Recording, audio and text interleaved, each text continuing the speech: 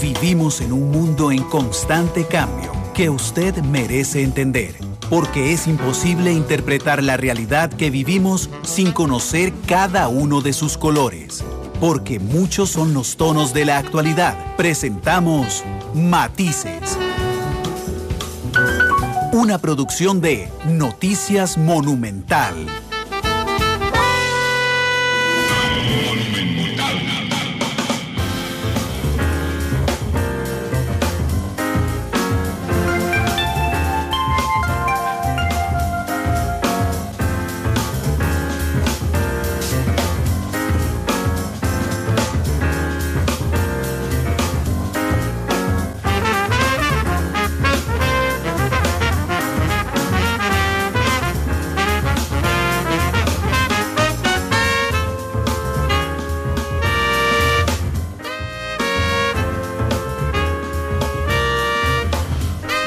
Hola, ¿qué tal? Muy buenas tardes, bienvenidos a Matices, este espacio de Radio Monumental, que es una producción del Departamento de Noticias, en el que analizamos los temas que son noticia en Costa Rica y en el mundo. Muchas gracias de verdad por estar con nosotros en este tercer programa de la semana. Hoy nos vamos a salir un momento del ambiente electoral, pero seguimos hablando de política. Está con nosotros el canciller de la República, don Manuel González, a quien le agradezco acompañarme esta tarde. Don Manuel, bienvenido a Matices. ¿Cómo le va? Buenas tardes, don Randall. Muchas gracias por su invitación. Es un placer estar acá de nuevo. Gracias, don Manuel. Nada más le recuerdo a la gente que nos sigue que nos puede escuchar en vivo a través de 93.5 FM en radio en cualquier parte del país. Nos puede seguir por internet en cualquier parte del mundo en www.monumental.co.cr. Nos pueden también seguir en vivo a través de CDR Móvil, también en cualquier parte del mundo.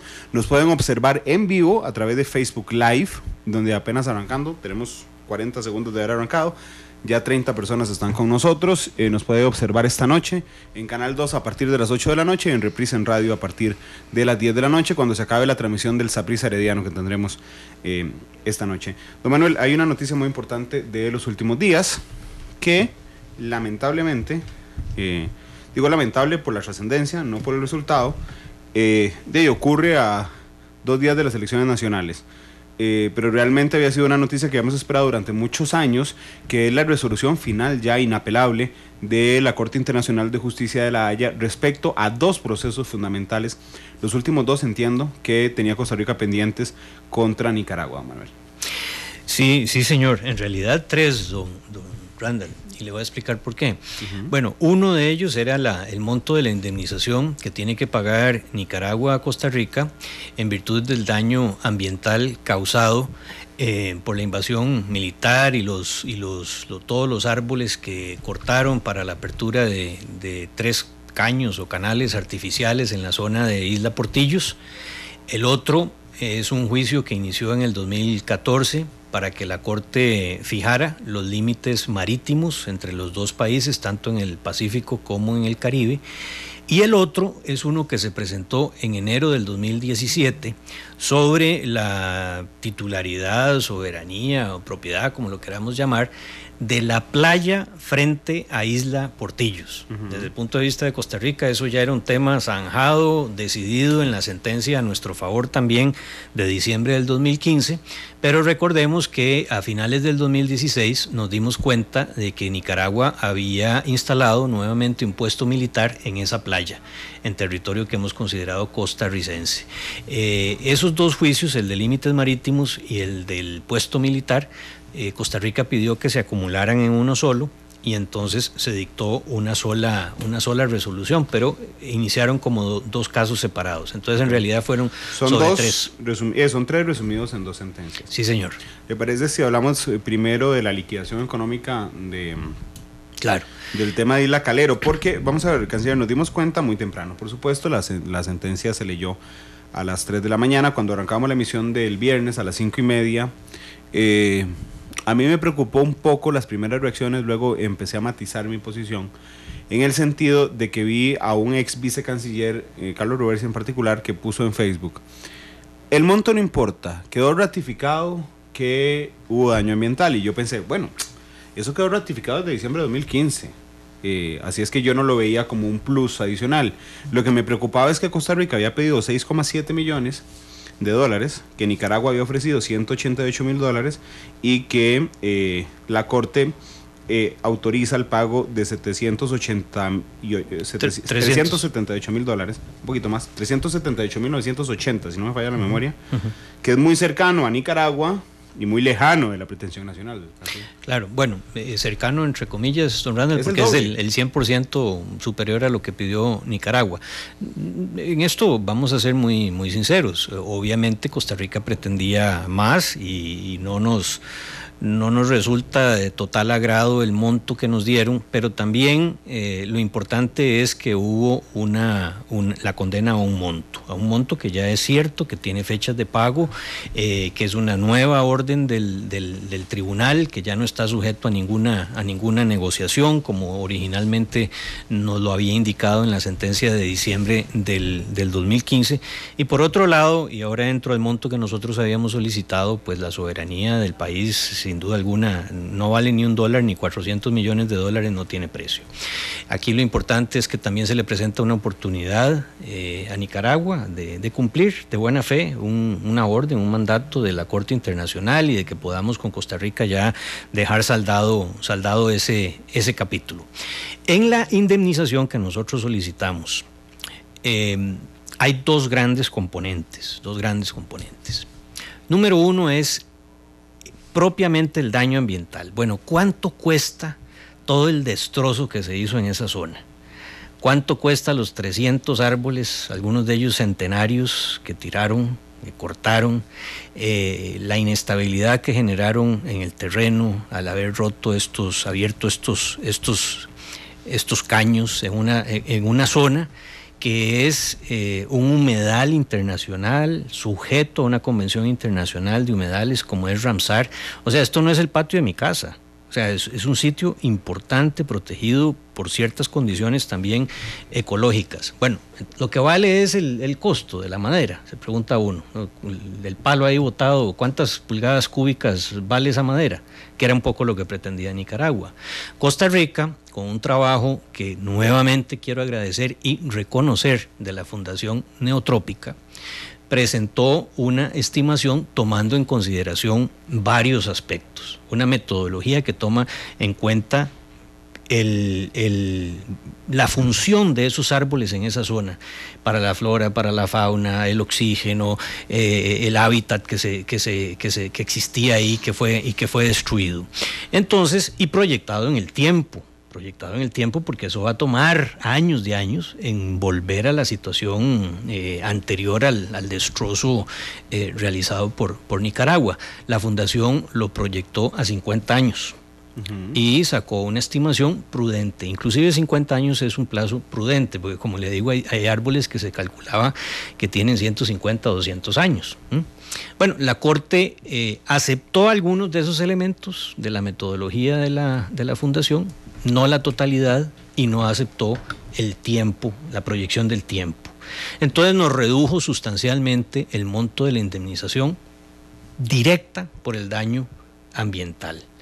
Toda indemnización, como usted sabe, tiene que tener un nexo de causalidad entre la acción realizada y el daño generado. Tienen que tener esa relación. Entonces, el otro componente al que quiero referirme fueron los gastos.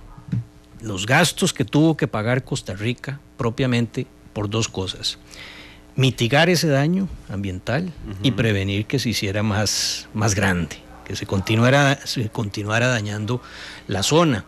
Inclusive recordemos que en las medidas provisionales que dictó la Corte en 2013, si la memoria no me falla, se le dio, por ponerlo en términos simples, la custodia ambiental a Costa Rica de esa zona en disputa.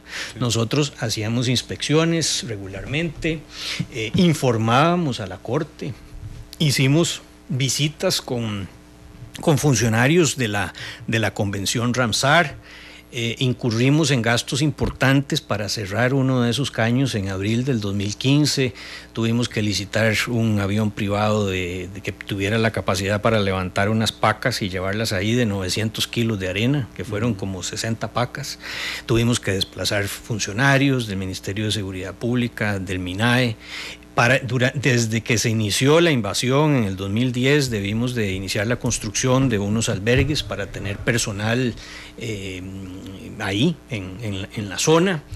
En fin, esos son los gastos directos relacionados con el tema ambiental, no con las costas. No estoy refiriéndome a gastos de honorarios de abogado ni nada de eso, porque eso la Corte no lo reconoce. Entonces nosotros aportamos bien detallado, bien fundamentado todos esos costos. La Corte aceptó algunos, no todos. Consideró que buena parte de ellos no eran indemnizables, porque considera que los salarios, por ejemplo, de todas estas personas, su manutención, las que tuvimos que trasladar y tener ahí en condición permanente, son una actividad ordinaria del Estado, que el Estado de todos modos lo hubiera hecho. Okay. Entonces, que por eso no tienen que reconocernos ese reintegro. Nosotros no estamos de acuerdo con eso, pero por supuesto lo respetamos. ¿Y por qué no estamos de acuerdo? Bueno, porque si no hubiera sido por ese daño y por esa invasión, hubiéramos destinado ese recurso humano, por ejemplo, a otras cosas. Necesitamos los policías aquí en nuestras calles, con la criminalidad que tenemos. Hubiéramos tenido la gente del área de conservación de Tortuguero o el área o la gente del Ministerio del Ambiente en otras zonas, y nos obligaron a ir ahí precisamente por la condición a la que nos obligó, nos sometió Nicaragua. Bueno, nosotros siempre lo dijimos, no pretendíamos tampoco hacernos ricos como país a costas de Nicaragua. Creemos que fue debidamente fundamentado. Alguien me decía, es que la Corte dijo que Costa Rica falló en aportar documentación. No, primero pongamos en términos reales la terminología. Lo que la Corte decidió es que esos gastos no eran indemnizables al país como relación directa o causal con el daño ambiental. O sea, no fue que Costa Rica no aportó la prueba. Aportamos toneladas de prueba, miles de folios debidamente justificados por el Ministerio de Seguridad, por el MINAE, por la Comisión Nacional de Emergencias, todas las facturas de todo lo que nos cobraron para el cierre de los caños. Lo que pasa es que la Corte decidió o consideró, interpretó que no era indemnizable, y nosotros lo aceptamos, y por eso nos dio casi un poquito menos de $400,000. Yo honestamente, y no quiero minimizar el tema, pero de $1 en adelante ya era ganancia y ya es una indemnización, y ya es algo que internacionalmente entre estados duele un poquito. ¿Es la primera vez que la Corte Internacional de Justicia condena por daño ambiental? No me atrevo a decir que es la primera, pero sí me atrevo a decir que es una de las primeras. Y también, si me permite otra aclaración, no hay en el mundo una sola metodología universalmente aceptada para la cuantificación del daño ambiental. Asimismo lo reconoce la Corte en su sentencia. O sea, aquí se está abriendo brecha. Como le digo, no me atrevo a calificarla como la primera, pero sí es una de las primeras. Es una decisión importante, no solo la del 2015, sino también la estimación de este daño en términos económicos. Es un paso importante para el derecho ambiental internacional. Creo que la Corte, al ser de las primeras sentencias, fue muy conservadora. No se vale, por supuesto, tampoco mandar un mensaje a la comunidad internacional de que si usted es un país que se mete en otro y causan daño, pues lo que le van a dar es una palmadita en la mano. No.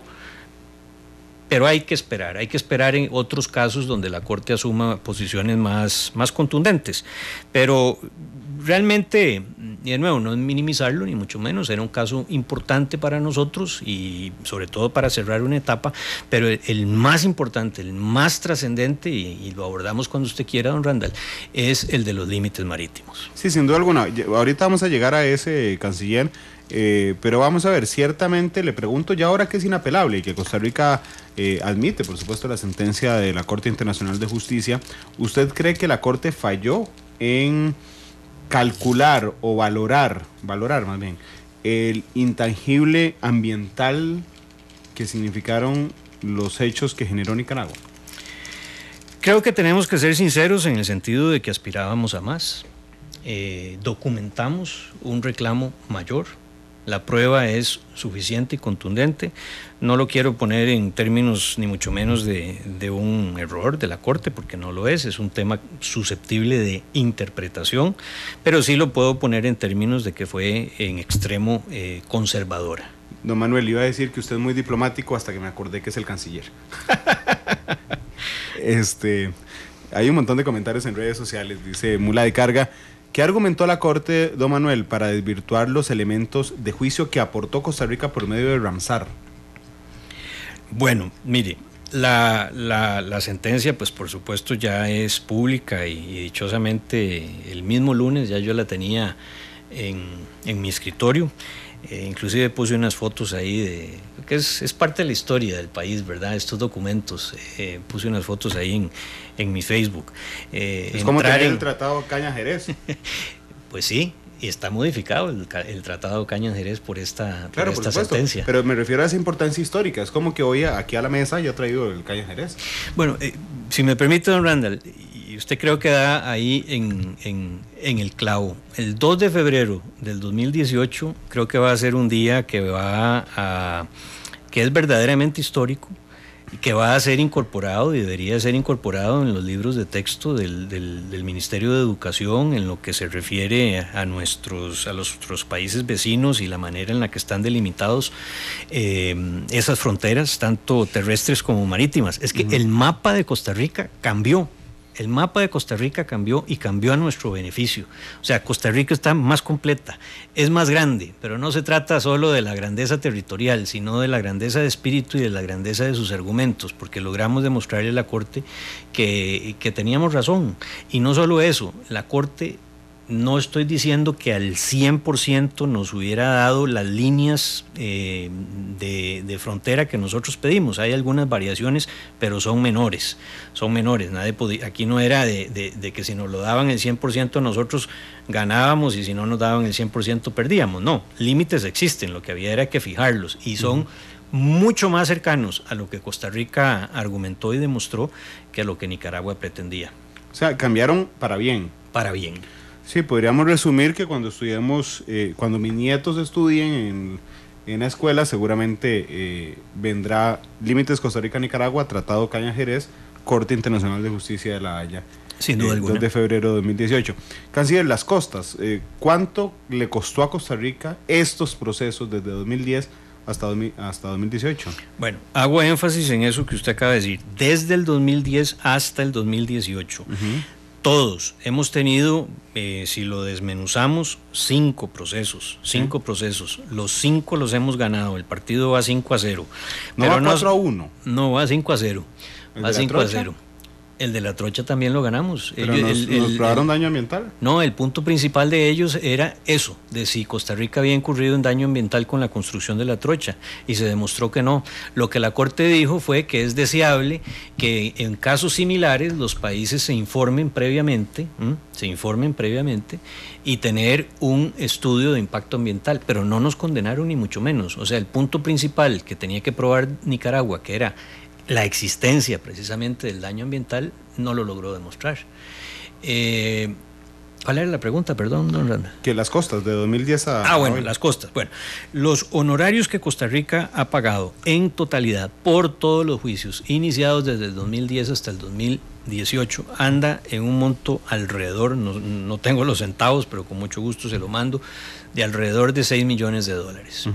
Ya quisiera uno que ese dinero se hubiera podido destinar a un fondo de desarrollo fronterizo, ¿verdad? Y no a pago de honorarios legales.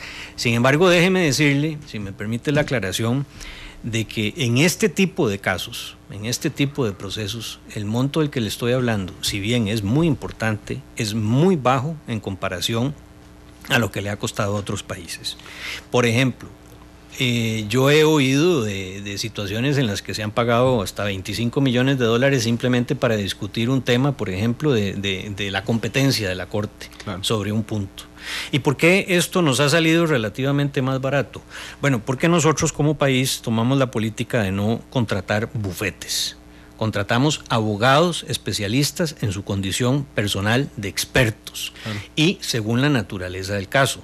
El tema de derechos de navegación es muy distinto al tema de calero. El tema de la soberanía de calero es muy distinto al tema de límites marítimos, ¿verdad? Entonces ahí hemos ido incorporando o quitando especialistas según el perfil de cada caso. Y cuando usted contrata bufetes, pues lo que normalmente ocurre, dan un servicio muy bueno, pero ponen una batería de gente a veces que no es la necesaria, ponen a la gente a facturar por horas y bueno, y le pasan a los países unas cuentas muy grandes independientemente del resultado. Las costas, la Corte no la reconoce en ningún caso. No, señor, hasta el momento en toda su historia no las ha reconocido. Okay. Hay disposiciones que le permitirían a la Corte reconocerlas, pero nunca lo ha hecho. Sí, pues es un montón, o sea, vamos a ver, 6 millones en comparación con un bufete no es mucho, pero es un montón de plata. Sí, señor. Casi el reclamo de Costa Rica. Bueno, y por 5 casos y por casi 8 años, hay que ponerlo en esa perspectiva. Ok, le voy a leer algunos comentarios también que están entrando a través de redes sociales. Dice... Vamos a ver, dice Lauracia que está en sintonía, muchas gracias por estar con nosotros. En Facebook Live dice Gaem Esp, aún así don Manuel sigue siendo el mejor ministro de esta administración por mucho. Dice Alberto Miranda que nos estamos haciendo más pobres por culpa de Nicaragua. Bueno, 6 millones yo no creo que nos saquen de la pobreza, pero ojalá, hablando de las costas, ojalá pudiéramos haberlo invertido en otro, con otro destino. Vamos a ver, gracias a Luis Hernán Bermúdez. Si me permite, don Randall, muchas gracias por ese comentario tan positivo y tan motivador en momentos en los que uno a veces solo recibe críticas negativas, de verdad que lo agradezco mucho. Bueno, no importa, también las recibo con total apertura y espero tener las explicaciones para dar una respuesta. Pero, mire, le pongo un ejemplo, lo de la Fundación Neotrópica, este trabajo... Hay que sentirse orgulloso de tener una institución así en Costa Rica, con profesionales de ese calibre, con un conocimiento tan elevado, y lo hizo como un aporte al Estado costarricense. Lo hizo gratuitamente y fue un trabajo bastante pesado y detallado. Nosotros tenemos el rumor de que, por ejemplo, Nicaragua, los especialistas que contrató para refutar los argumentos de la Fundación Neotrópica le costó aproximadamente $300,000. Rumor, yo no he visto la factura. Claro. Pero es para que veamos los costos involucrados y cómo hemos hecho el mejor esfuerzo por reducir los costos al país. Que Alberto Miranda decía... Lo malo del canciller es la forma pasiva y casi sin interés de decir que no importa que no hayamos obtenido la meta económica.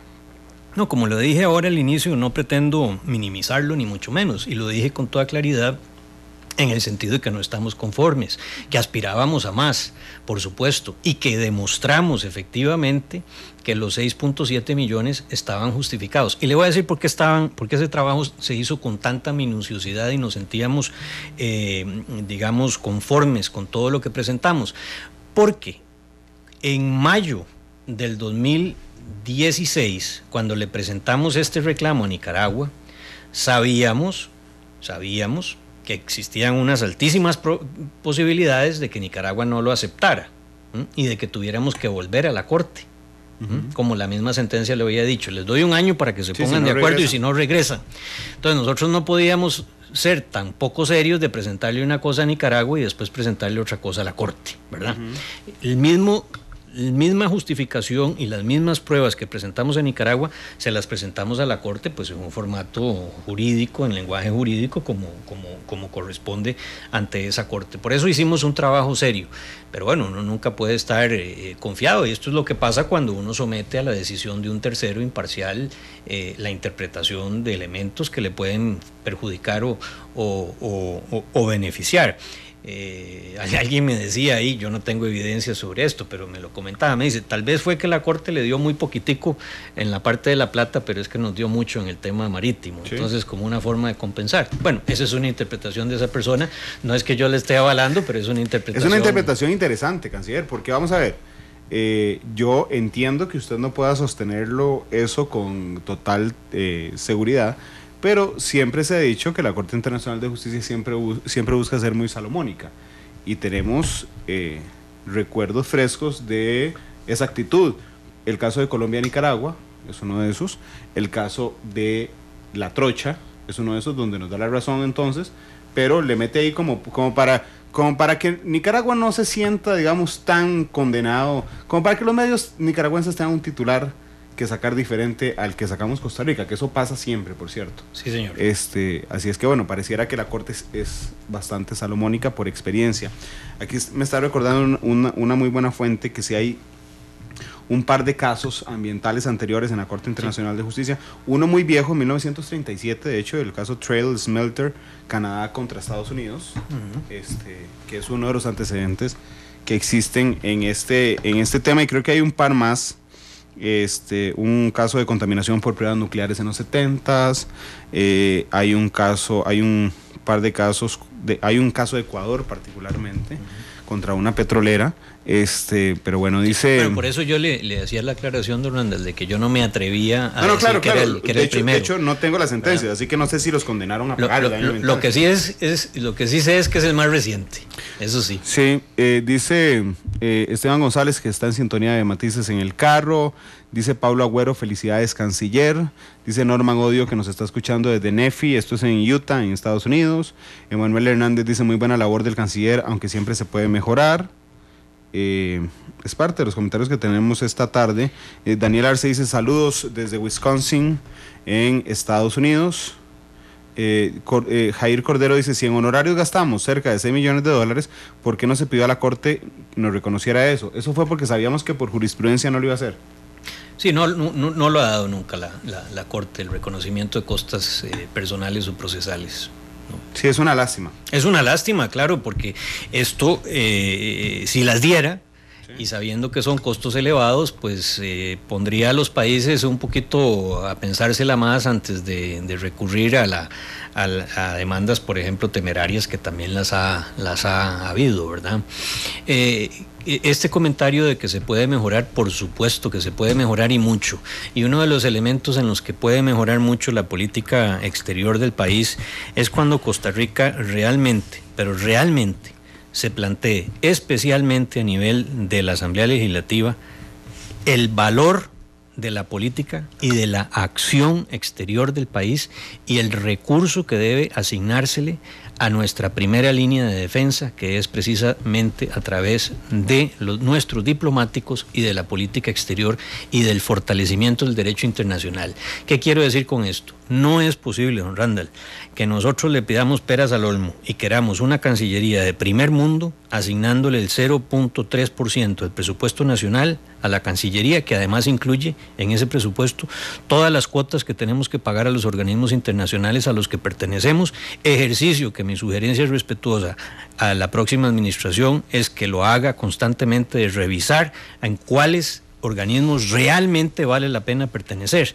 Pero lo cierto del caso es que este país, que se siente orgulloso de muchas cosas que hemos obtenido en el área internacional a lo largo de muchas administraciones, de que poco a poco hemos ido consolidando una política de Estado en materia de política exterior, es una lástima que invierta tan poco en su primera línea de defensa, como es la política exterior. Alexandra Hidalgo dice, sinceramente lo felicito por su labor y dedicación por Costa Rica.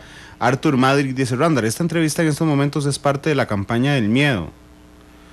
Artur, no entiendo qué relación tendría, pero por supuesto que la entrevista fue pactada porque la sentencia fue el viernes. Eitel Álvarez pregunta si Costa Rica tenía un plan B en caso de que no lograra ningún monto por daño ambiental. Supongo que respetarlo, canciller, eso es lo que hacen los países que respetan el derecho internacional. Sí, señor, y exactamente da de nuevo usted, don Randall, en el clavo. Cuando un país se somete voluntariamente a la jurisdicción de una corte internacional, y Costa Rica está sometida a varias, entre ellos la Corte Internacional de Justicia, la Corte Internacional, la Corte Penal Internacional, la Corte Interamericana de Derechos Humanos, pues se corre el riesgo de que haya cosas que le favorezcan y otras que no, pero no puede uno simplemente aceptar lo que le favorece y lo otro no. Ese es el chiste, esto es un tema muy serio, ¿verdad? Y cumplirlo demuestra la seriedad del país y el compromiso con el derecho internacional. Canciller, ¿qué pasa si Nicaragua no paga los 378.890, además de generarse intereses? Sí, bueno, la Corte previó eso y le asignó un interés moratorio del 6%. Claro que a nosotros no nos interesan los intereses, lo que nos interesa es cerrar este capítulo. Claro, imagínense dentro de 40 años diciendo, ya nos deben tanta plata. Yo creo que es una situación que debería de causar una cierta vergüenza al país deudor. Creo que por seriedad y por imagen deberían de hacerlo. Si le parece, don Randall, esperémonos al 2 de abril, que es la fecha que le ha concedido la Corte. Claro. No nos aventuremos y con mucho gusto pues podemos conversar sobre qué podemos hacer en ese momento. Entiendo, canciller, pero simplemente una forma. Si a mí me deben plata, se gira interés, pero yo puedo buscar si mi deudor tiene alguna cosa que yo pueda embargar. ¿Eso se aplica en el derecho internacional? Pues realmente no, ¿verdad, don Randall? Así como que ir a embargarle los muebles de la casa presidencial de Nicaragua. Un par de volcanes. O un par de tanques, ¿verdad? También, de los que tienen, ¿no? Eso lo digo muy en broma, por supuesto, pero que los tienen. Pero no es lo que se acostumbra, no es lo que procede. No se puede, uno confía en la buena fe. Así es. Bueno, es que yo confío en la buena fe de Nicaragua, no tengo ninguna duda. A mí el que me preocupa es el presidente Ortega. Bueno, y la gestión que por supuesto internacionalmente nosotros haremos. O sea, no es posible que un país que invierte tanto en su armamento no pueda cumplir una obligación internacional como esta, que realmente es un monto pírrico en comparación a lo que gastan en el ejército. Pero ¿qué pasa cuando un país no cumple una sentencia de la Corte Internacional de Justicia? Pues hay un desprestigio internacional y yo creo que ese es el peor castigo, el costo más alto. Pero no hay medidas coercitivas. No lo sacan de la OMC. Bueno, mire, no, eso no. Hay mecanismos a través del Consejo de Seguridad de Naciones Unidas en las que se pueden ejecutar las sentencias, pero eso es un mecanismo extremo, ¿verdad? Que no y que tiene sus dificultades. Recordemos que ahí hay países amigos de un lado y del otro que podrían vetar las decisiones que se tomen a través por medio del Consejo de Seguridad. Entonces, lo que tenemos es que ser prácticos y tenemos que ser realistas y también pues entender como país. Mire, por ejemplo, el caso de fecundación in vitro, que nosotros estuvimos como país sin poder cumplir adecuadamente con la sentencia.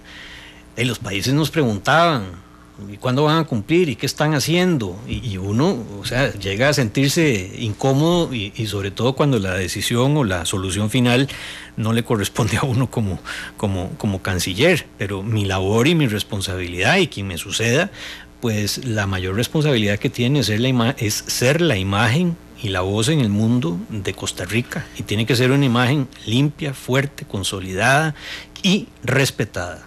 ¿Y si no sacan los campamentos militares? Ya lo sacaron. Bueno, si regresan, así. O sea, lo que me refiero es cuál es la forma coercitiva de ejecutar la sentencia. Ya entendí, en plata, en invasiones. Uh-huh. Bueno, mire, si recordemos que hubo una invasión militar en el 2010 y tampoco fue que la fuimos a repeler por la fuerza. Sí, nos traemos a los cascos azules. Exacto, recurrimos nuevamente al derecho internacional, y cuando detectamos la presencia de este campamento militar a finales del 2016, pues lo que correspondía era hacer el reclamo, la protesta ante Nicaragua. Y la respuesta que obtuvimos fue que no solamente no iban a quitar el campamento, sino que toda la playa de Isla Portillos era de ellos. Entonces no nos podíamos quedar de brazos cruzados. Tampoco íbamos a mandar a nuestros policías a quitar por la fuerza ese campamento, porque eso no procede. Si somos un país que cree en el derecho internacional, recurrimos al derecho internacional y un año después nos dieron la razón. Aquí hay un par de preguntas en Facebook Live. Ahora que ya tenemos claridad sobre los límites, como siempre la hemos tenido nosotros, vamos a colocar algo que indique dónde están los límites. Bueno, las coordenadas están precisamente indicadas en la sentencia. Eso está, y eso, como le dije ahora, pues ya forma parte del nuevo mapa de Costa Rica, ¿verdad? Claro, pero vamos a colocar, se me olvida cómo se llama. Una boya o algo. Una boya, sí, algo. No vamos a poner imagínense que esos son 200 millas de cada lado, ¿verdad? Sí. No tenemos con qué hacerlo. Vamos a gastar $6 millones en boyas. No tenemos con qué hacerlo. Si nos pagan, Denoir Álvarez le pregunta, ¿cómo funciona el traslado de fondos de Nicaragua? Se hace un depósito en la cuenta del Ministerio de Hacienda, y eso entra directamente a la Caja Única del Estado. Vamos a ver las preguntas, que han entrado un montón. Bueno, son las 2:37. Vamos a ir a la primera pausa comercial para regresar a hablar sobre la otra sentencia, que incluye 2 casos. Pero antes, canciller, y para que tomemos nota entonces de los casos ambientales en la Corte Internacional de Justicia, esto está muy llamativo. Está el que le dije de contaminación por pruebas nucleares en los 70s, Australia versus Francia, en el caso del lago Lanuk, Francia versus España es ese. Después hay uno que la represa de Gapsikovo-Nagimaros, es Eslovaquia contra Hungría. Camerún versus Nigeria por contaminación de agua. Y hay una particularmente llamativa de Estados Unidos y Reino Unido contra Japón por la pesca de ballena en aguas internacionales. Así es que bueno, ojalá nos sumemos se sume esta sentencia a la jurisprudencia de la Corte Internacional de Justicia en casos de ambientales. Yo no me sé las sentencias de memoria gracias a una fuente extraordinaria, además, que tenía la información a mano. Me lo habrían agregado al equipo legal de Costa Rica. 2:39. Glenn, un momento, canciller, si Fabricio Alvarado o Carlos Alvarado, alguno de los dos, para no comprometerlo en ningún lado, le pide seguir siendo canciller, ¿usted aceptaría? Bueno, eso no me lo he planteado. Honestamente, don Randall, no creo que eso ocurra. Y en el caso en que ocurra, hay consideraciones personales, familiares y profesionales que me impedirían hacerlo. No seguiría siendo canciller, en resumen. En resumen, no. Don Manuel González, hablemos del otro caso. El otro caso que yo esperaba con mucha expectativa, canciller, particularmente por los límites marítimos, pero también por el tema de la playa, no fue muy bien. Ahí ganamos por goleada. Sí, y si me permite una aclaración que yo creo que es obvia, pero vale la pena decirlo. Cuando uno ha pasado por estos puestos, pues yo creo que inevitablemente continúa teniendo una responsabilidad. Si en algo mi opinión es solicitada y le sirve a alguien, pues por supuesto que por el país estaría en la mejor disposición de darla, pero no con un puesto oficial ni mucho menos. Mire, discúlpeme, antes de pasar, es que acaba de entrar una pregunta de Facebook Live que no quiero dejar pasar del caso anterior. Katia Zúñiga dice, es que doña Amelia Rueda dijo el día que salió la noticia el viernes que Costa Rica no había presentado pruebas, que las facturas que presentó Costa Rica no eran ni timbradas y que Costa Rica había fallado. ¿Eso es cierto? ¿Costa Rica presentó facturas no timbradas? No, mire, son tomos y tomos de documentos y le invito a doña Amelia y por supuesto a la persona. Yo no la que escuché, nos pero Katia dice que la escuchó. Con muchísimo gusto. Ya una vez que se dictó la sentencia, estos documentos son públicos, antes no lo eran, y nosotros hicimos un trabajo serio, pormenorizado, detallado, y nos sentimos tranquilos en que la seriedad del país quedó sin ser trastocada, a pesar de que el monto concedido sea menor al solicitado. Siempre hablando del otro, Gerson Arroyo dice en Twitter que le encantó el chiste suyo sobre los tanques.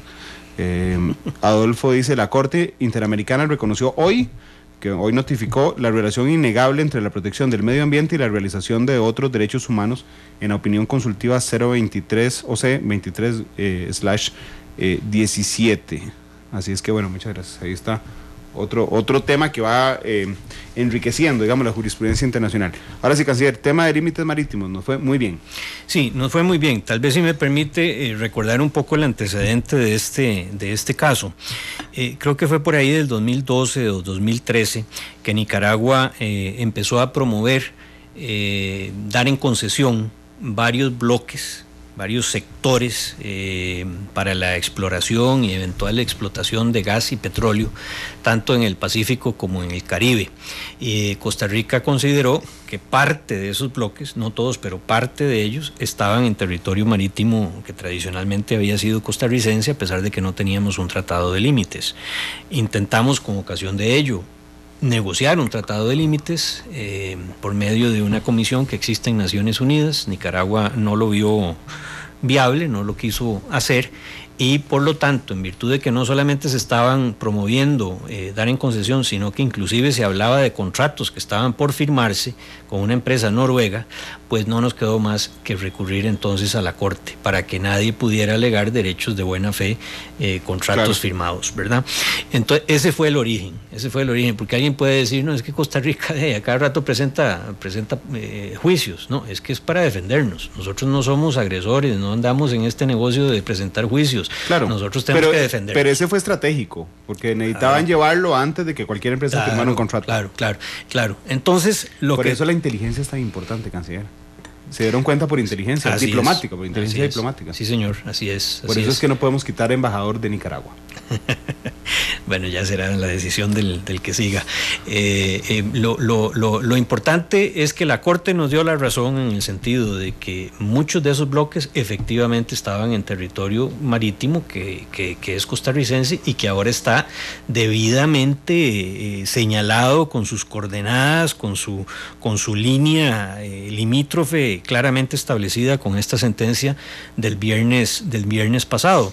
Como le digo, las variaciones de la Corte en cuanto a lo que Costa Rica técnicamente demostró que debía ser la línea limítrofe son muy pequeñas. Realmente nos sentimos bien, no solamente de haber ganado nuestra posición, sino de que, pues por lo menos ambientalmente, en lo que corresponde a explotación de petróleo y gas, pues esas zonas quedan protegidas en la medida en que Costa Rica mantenga la política que ha defendido hasta el momento, ¿verdad?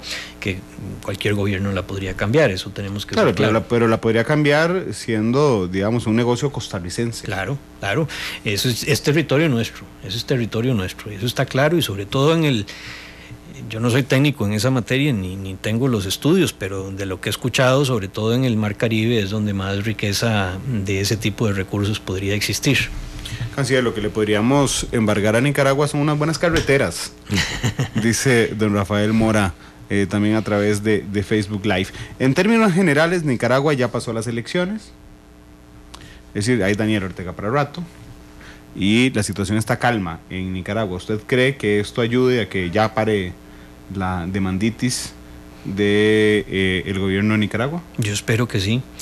Yo también lo espero. Y esto como ciudadano espero que sí, porque esto es muy desgastante. Uno debería ya institucionalmente dedicar sus energías y sus esfuerzos a lo que realmente son las prioridades de nuestra acción exterior. Esto es algo que de alguna manera nos lleva a invertir tiempo y dinero en un tema que claro, cuando se presenta es prioritario, pero uno quisiera no tener que dedicar esos recursos de ente, de dinero, de tiempo. A mí durante estos 4 años me ha tomado muchísimas horas todo lo relacionado con estos litigios. ¿Lo absorbió? Casi.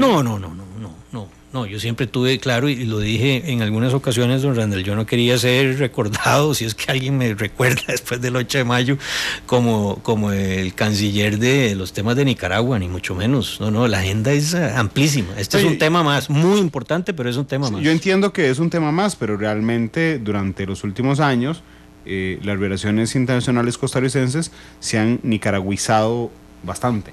Bueno, dichosamente aquí también quiero referirme al grupo, al equipo de asesores jurídicos internacionales y locales que han hecho un excelente trabajo y que han llevado una conducción óptima de estos casos que han sido asesores que ya habían participado en litigios de Costa Rica, que conocen bien nuestras posiciones, que conocen bien las justificaciones y por lo tanto nosotros le dimos por supuesto continuidad cuando asumimos el gobierno por esa perspectiva que le digo, son temas de Estado, esto no es del gobierno actual ni el gobierno anterior, son temas que benefician o perjudican al Estado costarricense como nación.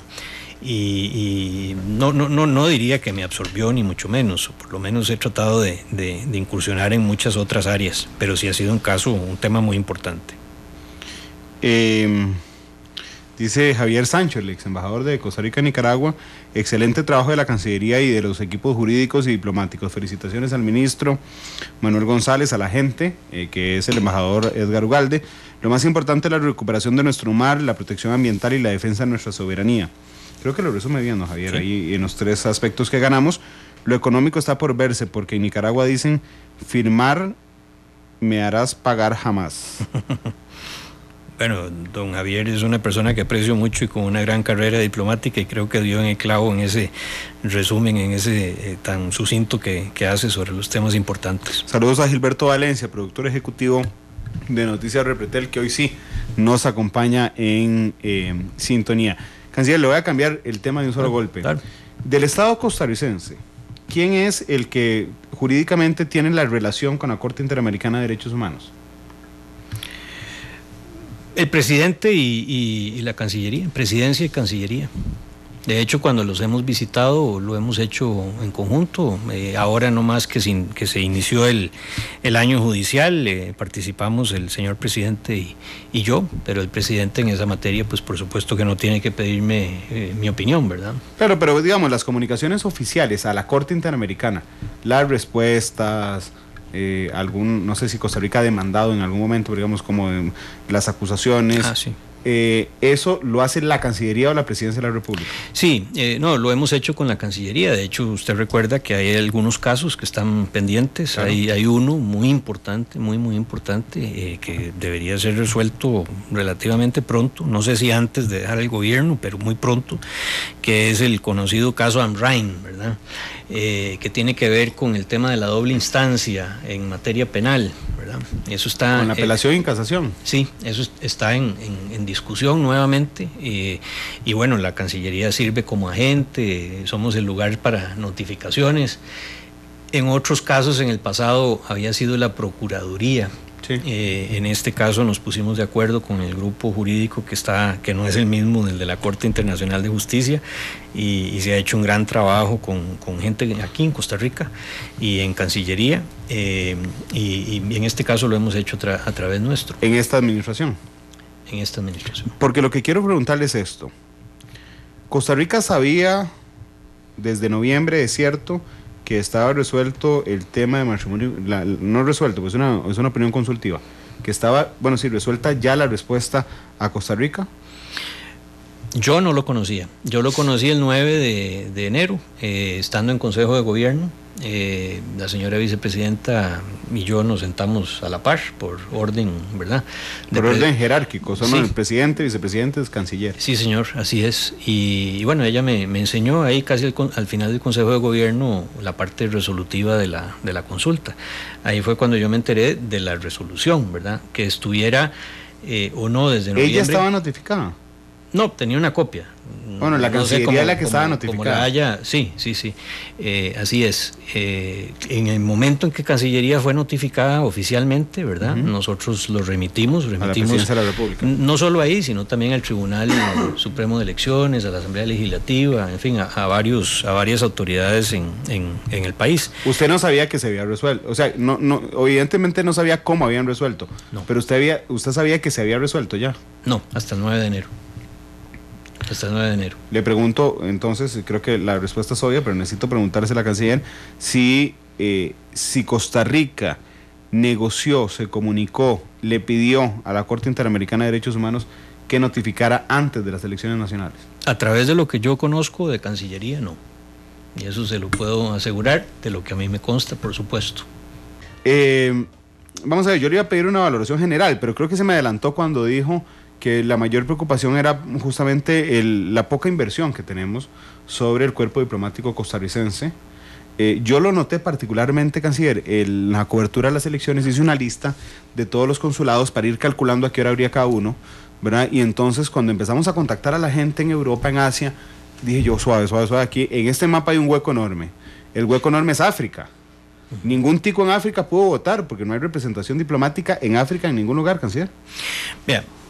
Don Randall, y para que el público que nos escucha lo sepa, la totalidad de funcionarios que tiene la Cancillería de Costa Rica es 413. La mitad de eso, más o menos la mitad está fuera del país, o sea, en los consulados, en las embajadas, y la mitad está acá.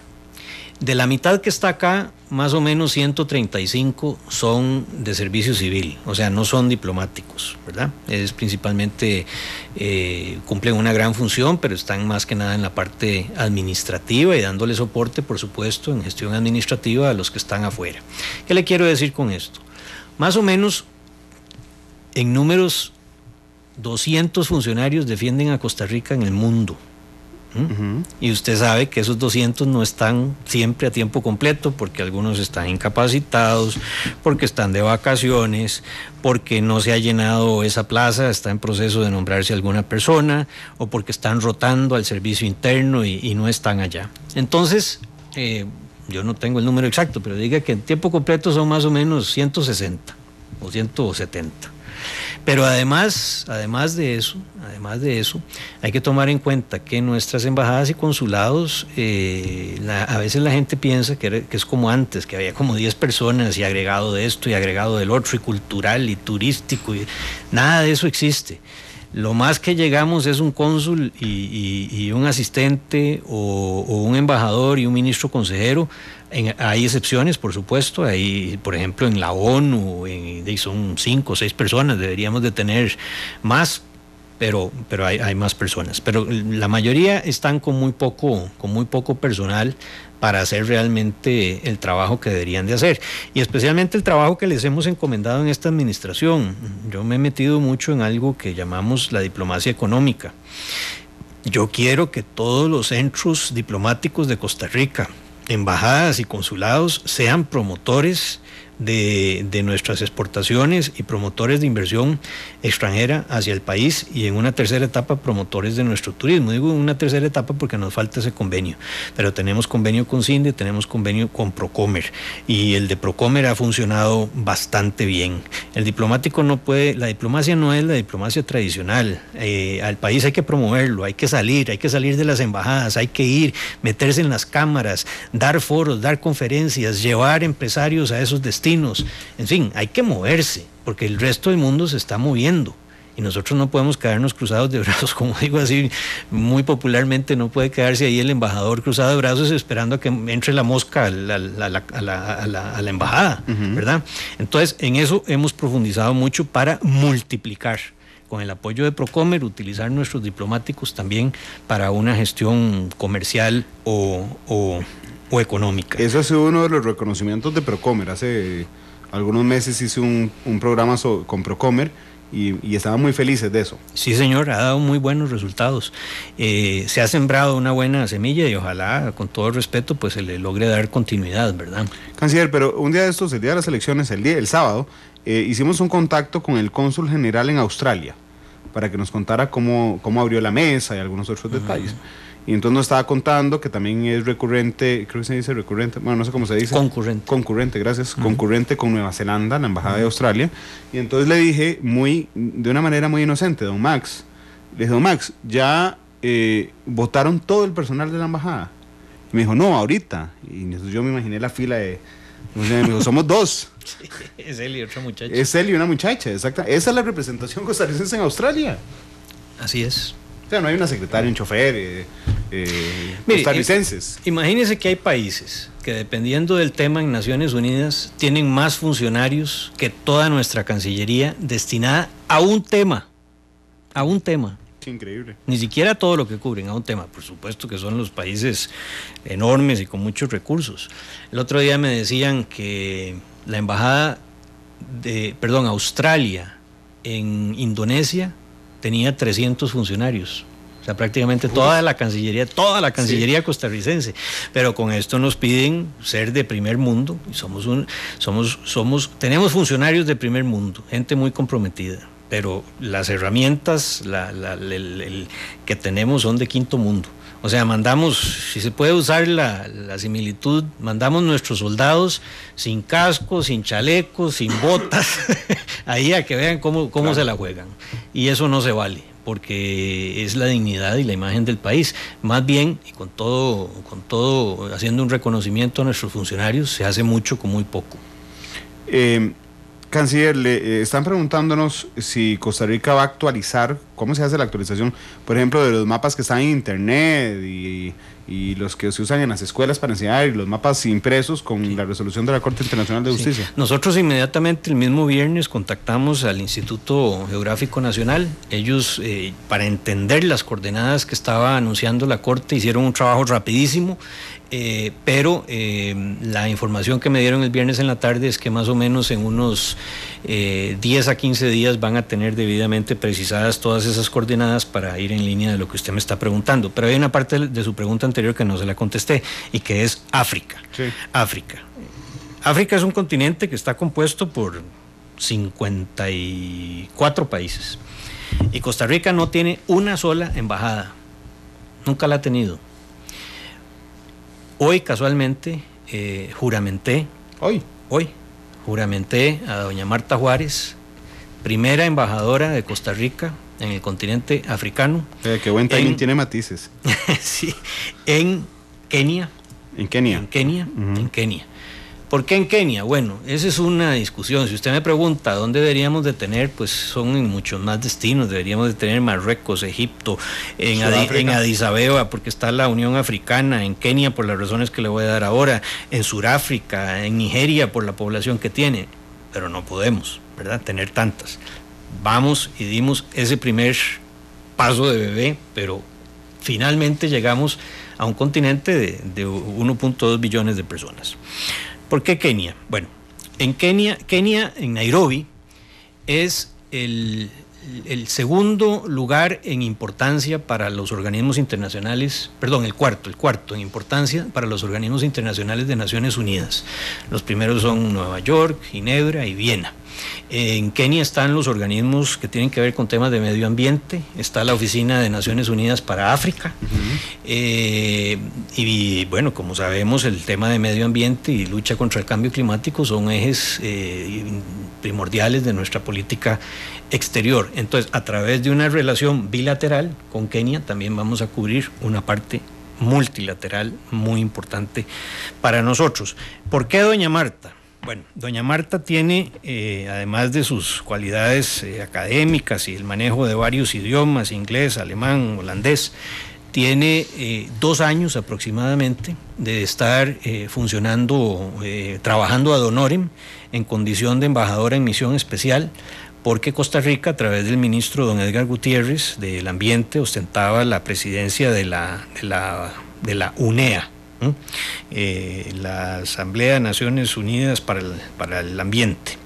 De modo tal que, aunque tenía el encargo específico de la UNEA, pues se ha codeado con todo el cuerpo diplomático acreditado en Nairobi. Para todos los efectos, de facto la consideran casi, la consideraban, la trataban como la embajadora de Costa Rica ahí. Tiene excelentes relaciones en virtud del tema de la UNEA y que ahora en diciembre se celebró la asamblea allá, excelentes relaciones con las autoridades gubernamentales de Nairobi, vive allá, eso es muy importante, o sea, no hay costos de traslado, puede asumir su puesto de inmediato. Bueno, vamos a abrir la embajada, pero ya está eso muy avanzado, claro, en la infraestructura. No tenemos que esperarnos lo que tradicionalmente hay que esperar, que son como 2 meses para que el funcionario se vaya. ¿Vive en su casa? Sí, vive por allá. Supuesto, no, pero es que normalmente habría que incurrir en gastos. Claro, ¿no? Claro, así es, no, vive en su casa, con sus cosas, está casada con un diplomático holandés que ahora trabaja en el PNUMA. En fin, calzaba muy bien su perfil y sus conocimientos, su experiencia ya con el Estado costarricense, tanto con el MINAE como con Cancillería. Y bueno, uno esperaría que la nueva administración la valore a ella y a muchos otros funcionarios en virtud de su hoja de vida y los servicios que ha prestado, y no por temas políticos. De hecho, si usted me pregunta de qué partido es doña Marta, no lo sé. Y no sé ni siquiera si simpatiza con algún partido. Eso no es lo que nos interesa. Consideramos que es la persona idónea para que represente el país, la primera embajadora en el continente africano. Pero vamos a ver, nombrar embajador o embajadores a 3 meses de irse de la Cancillería, don Manuel. Bueno, le van a decir que dejó montada toda la red del PAC. No, es solo es que ni siquiera sé si es del PAC o no sé cuál es su afición política, y se lo digo honestamente. Yo nunca pregunto eso. Hemos nombrado a muchísimas personas y nunca le hemos preguntado de qué partido pertenece o qué afiliación política tiene. En lo que nos hemos fijado en todos los casos es en la idoneidad. En algunos, pues, uno piensa que es lo idóneo y después no nos salen tan buenos, y también hemos actuado con mano dura cuando no dan los resultados que se esperaban. Mire, este no es un proceso, no es un plan que inició hace una semana. O sea, tenemos meses de estar trabajando, de tener un informe técnico de por qué Kenia, de negociar con las autoridades para que nos autoricen la apertura.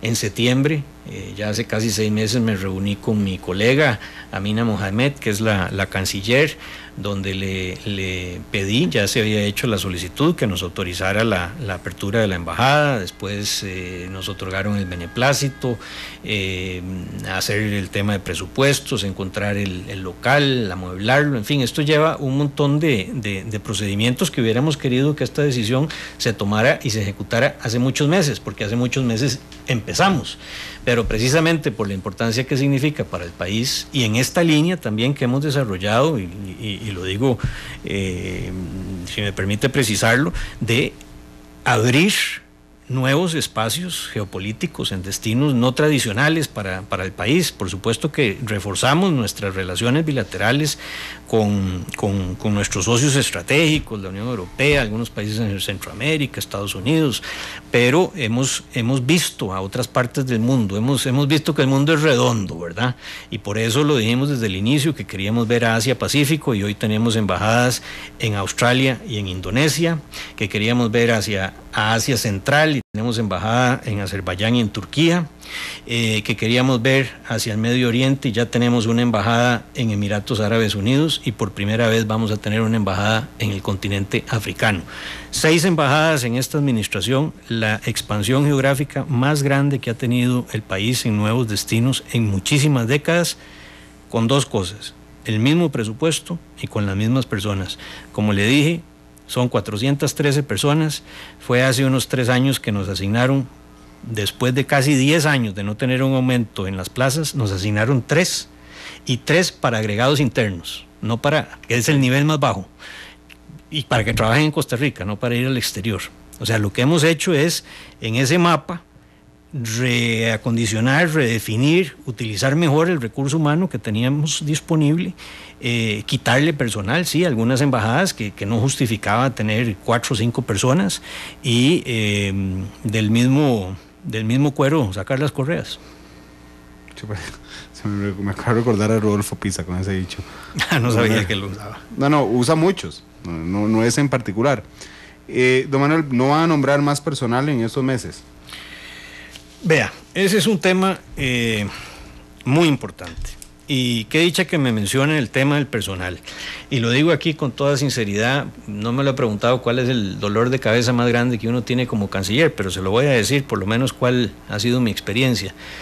El dolor de cabeza más grande que uno tiene es tener que nombrar personas por inopia. O sea, es tener que nombrar personas fuera de la carrera diplomática, porque no hay funcionarios de la carrera diplomática que vayan a esos puestos, y aún así deben ser llenados, porque hay que prestar un servicio, porque es importante para la política exterior del país, porque no podemos tener una embajada con un encargado de archivos, ¿verdad?, que es lo más bajo, es casi ya romper relaciones, ¿verdad? Y se ha dado, lamentablemente, por falta de personal o por falta de encontrar las personas adecuadas. Por primera vez, y se lo digo, don Randall, por primera vez en el 2015, por primera vez en los 172 años de historia que tenía la Cancillería en ese momento, sin que hubiera una sola norma que nos obligara a hacerlo, hicimos un concurso público en el que recibimos unos 300 hojas de vida de costarricenses que no son de la carrera diplomática, interesados en servir en el exterior. Lo procesamos, todos los que cumplían los requisitos, todos fueron entrevistados, no por mí, sino por recursos humanos, por servicio exterior dentro de la Cancillería. Todos los currículums fueron revisados, y de ahí hemos ido sacando la mayoría de las personas que se han nombrado en condición de inopia. Y con toda humildad le digo, y reto a cualquiera, para que le pregunte a todas esas personas, a todas, y con mucho gusto les damos la información de contacto, si alguna vez se le preguntó su afiliación política. Eso es lo primero que tratamos de combatir, que eso se siguiera usando como botín político, a pesar de que me han atacado con un montón de inventos, pero los expedientes hablan por sí solos.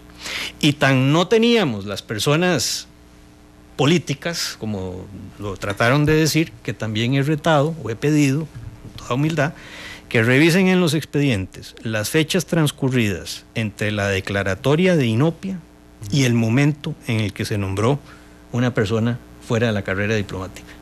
En la mayoría de los casos hay plazos de varias semanas o meses, porque no teníamos a la persona, porque la tuvimos que ir a buscar. porque no nombramos botellas. ¿Que dimos en el blanco en todos los casos? No, claro que no. Sería un par chuecos. Claro, y tomamos acciones. Y muy chuecos. Y tomamos muchas acciones. El de Venezuela, el embajador Picado era. Sí. Y creo Corea. Corea, sí, señor. Sí, señor. Sí. Y nos pudieron meter en enredos. Sí. Fuerte. Bueno, y actuamos de inmediato, ¿verdad? Actuamos de inmediato. En el caso de Corea ni siquiera llegó a presentar credenciales, porque de ahí no se ubicaban en su función de su nuevo puesto y de la importancia que eso tiene para la imagen y cómo comprometen al país. Cuando uno asume esos puestos, deja de ser uno, o sea, es la imagen del país y está sometido en sus declaraciones. Ya no hay opiniones personales. Lo que digan compromete al Estado costarricense. ¿Usted cayó a los embajadores? Que es otra queja que se ha dado a Manuel. ¿Usted cayó a los embajadores? No los callé. Lo que pasa es que existe normativa, no es un invento mío, normativa, que dentro de las obligaciones de los funcionarios diplomáticos es no dar opiniones personales.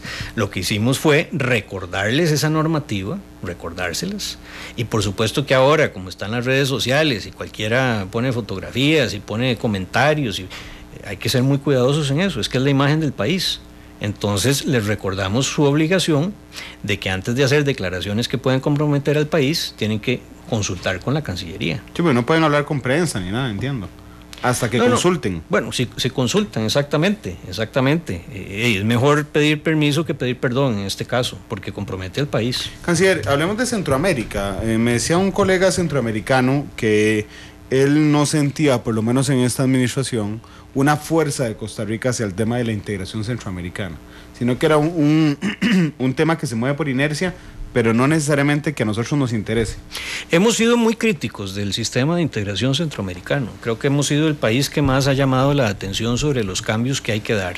Y si no nos interesara, no habríamos hecho esas sugerencias. Con lo cual le quiero decir que sí nos interesa y mucho, pero queremos un sistema diferente. Queremos un sistema transparente, primero que todo, o sea, saber cómo está compuesto ese sistema. Viera lo difícil que es entender y conocer esa maraña de secretarías, comités, comisiones de todo tipo metidas ahí debajo de las piedras. La Corte Centroamericana de Justicia. Que no somos miembros. Sí, no somos miembros, pero digamos, ahí existe. Claro, y el Parlamento Centroamericano también, que no somos miembros. Y muchas otras. Se ha estimado que hay como 122 en total. Okay. Y no hay un solo país que pueda decir cuánto cuesta eso, qué es lo que hace exactamente esas 122, a quién responden. Eso no puede ser. Nosotros y eso lo hemos señalado. Por eso.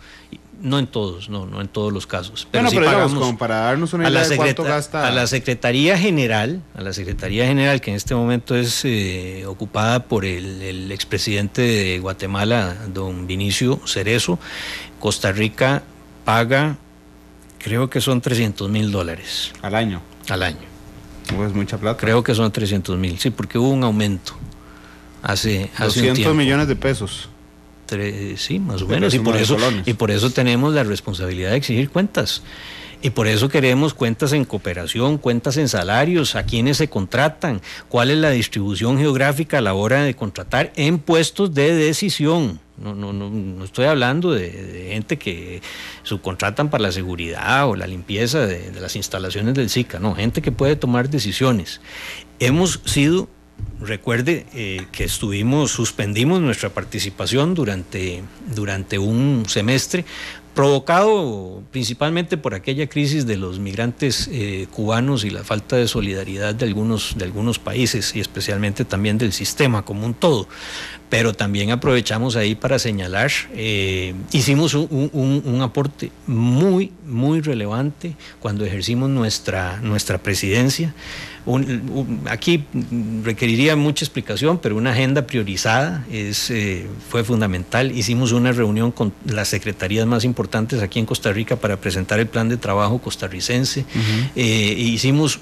Mire, si ha sido una política del gobierno interno el tema de la transparencia y rendición de cuentas, pues tenemos la obligación y el derecho también de exigir lo mismo en los organismos internacionales a los que pertenecemos. A alguna gente no le gusta eso. Y la integración de servicios, es que vamos a ver, migración, por ejemplo, le toca seguridad, así que no le puedo preguntar nada de migración, pero en términos macro, ¿verdad? La integración de que sea muy fácil, por ejemplo, no sé, que los ticos vayamos a Nicaragua o tan fácil como es ir a Panamá, digamos, en algunas ocasiones, cruzar Centroamérica. ¿Se ha hablado de eso? ¿Le interesa a Costa Rica ese tipo de integración macro donde, digamos, tal vez con un pasaporte de cualquier país centroamericano podamos recorrerlo? Ni siquiera con pasaporte, don Randall. Hemos propuesto y discutido la posibilidad de transitar con la cédula. Yo fui, y ahora que voy de salida, fui a renovar el otro día mi pasaporte ordinario, que ya está por vencerse. Y bueno, cuesta 42,000 colones, ¿verdad? La renovación. Sí, es caro. Mucho más expedito que antes, porque va uno al Banco de Costa Rica, pero 42,000 colones a mucha gente es bastante plata. Si pudieran transitar y entrar a Panamá o irse a Nicaragua o irse a El Salvador con la cédula, sería muchísimo más fácil. Tenemos que avanzar hacia eso. Ha habido propuestas, pero no siempre las propuestas de Costa Rica son bienvenidas a pesar de que sean convenientes y buenas propuestas, porque a veces nos ven con desconfianza y nos siguen achacando esa etiqueta que usted mencionaba de que no somos integracionistas. A Costa Rica le conviene la integración, pero le conviene una integración efectiva, no un sistema en el que estemos por estar. No, tiene que haber políticas claras. Tratan de cubrir tanto que al final no cubren nada. Ese es el problema. Guatemala, El Salvador y Honduras ya lo hacen. Claro. ¿Y por qué nosotros no lo vamos a hacer? Y no sé, me pienso... Sé que en el caso de Nicaragua, bueno, eso le iba a decir, sé que en el caso de Nicaragua hay algunas dificultades por el tema de la visa, pero eso con la tecnología es solventable. Canciller, me queda un minuto nada más antes de pedir la canción. Fuera del tema presupuestario, ¿qué no logró? ¿Qué no logró en la Cancillería? Muchas cosas. La más importante. Hay muchas cosas. Mire, para hacer cambios profundos en la Cancillería se necesita voluntad, pero también tiempo. Mire, la aprobación de un nuevo estatuto del Servicio Exterior, una nueva ley que regule el Servicio Exterior. El estatuto actual es de 1965. Tiene muchas inconsistencias y responde a un mundo y a una Cancillería que no es, por supuesto, la de hoy. Nosotros trabajamos una iniciativa, el proyecto de ley existe. No voy a ser tan ingenuo como pensar que de aquí al 30 de abril se va a aprobar. Y bueno, ya vendrán otros diputados y probablemente desconfiarán de lo que está ahí o tendrán que empaparse o buscarán otro proyecto, pero no solamente señalamos que eso era necesario, sino que dejamos algo propuesto. Y en esto quiero, si me da 30 segundos, invitar a todos los costarricenses a que participen en el concurso de oposición para el ingreso a la carrera diplomática que publicamos el día lunes. Hay plazo hasta el 5 de marzo para presentar todos sus atestados y requisitos. Todo eso está en la página web de la Cancillería. Hay una dirección de email en la que pueden hacer consultas. Hay un teléfono asignado solo a esto. Los exámenes van a ser entre el 9 y el 20 de abril. Pero hay una restricción. Y eso es lo que no me gusta del estatuto actual. Dice que solamente, es absurdo esto, dice que solamente pueden entrar a la carrera diplomática profesionales en economía, en derecho o en relaciones internacionales. Inclusive los politólogos llevaron esto y con justa razón a la sala cuarta y la sala cuarta no les dio la razón, lo mantuvo en esa restricción. Pero esto no es un invento mío y no es un invento de la Cancillería, es una disposición de la ley y precisamente en esta reforma que hemos planteado queremos abrir eso, porque vivimos en un mundo en el que desaparecen carreras y aparecen otro montón nuevas. ¿Y por qué si usted es ingeniero no puede tener derecho a ingresar a la carrera diplomática? O periodista. O politólogo. Y tuvimos un embajador periodista en la ONU, por ejemplo. Claro, pero no de carrera. Claro, no de carrera, por supuesto. Bueno, Canciller, le doy un tip más fácil. De presentar una acción de inconstitucionalidad. Ya la presentaron. ¿Y falló? Los politólogos la presentaron y fallaron. No les dieron la razón. Son abogados, están en la lista. Canciller, muchas gracias por haber venido. Con mucho gusto, don Randall. Un placer siempre. Oiga, no hablé un montón de cosas. No hablé de la relación con el sur, China. Bueno, eso quiere decir que hay mucho de qué hablar y yo siempre lo voy a volver a invitar, de que deje de ser canciller. Siempre a la orden, por supuesto. Usted siempre ha sido muy amable en mirar hacia los temas de política exterior y eso se agradece mucho. Canciller, ¿con qué canción quiere despedir? Mire, se me estaba ocurriendo una que no es muy conocida, que es de Rafael. Ajá. Que se llama ¿Qué sabe nadie? ¿Qué sabe nadie? ¿Qué sabe nadie? Bueno. En este mundo de tanto crítica y que se habla de todos los demás y muchas veces sin ninguna justificación se me vino a la mente. No es que sea mi canción favorita, pero para que no critiquemos tanto a los demás sin saber.